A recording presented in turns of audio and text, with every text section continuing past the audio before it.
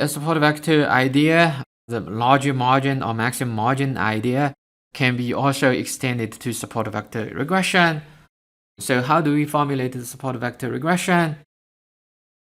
So essentially, what we are going to do is to assume that there is again a beta transpose X regression line, but we now allow you make the classification, a regression arrow within certain margin. So if you write out the support vector regression formulation, again, the L2 norm of the model coefficients will be inversely proportional to the margin. So you are trying to minimize this. But now at the same time, you are going to allow making the certain prediction errors with given epsilon. And this epsilon is now the hyperparameters you need to tune as a C in the support vector classifier.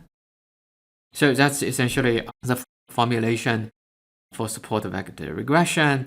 Now, the difference of support vector regression from ridge regression is that if you remember, the ridge regression is essentially looking at the mean square error plus the weighted L2 norm.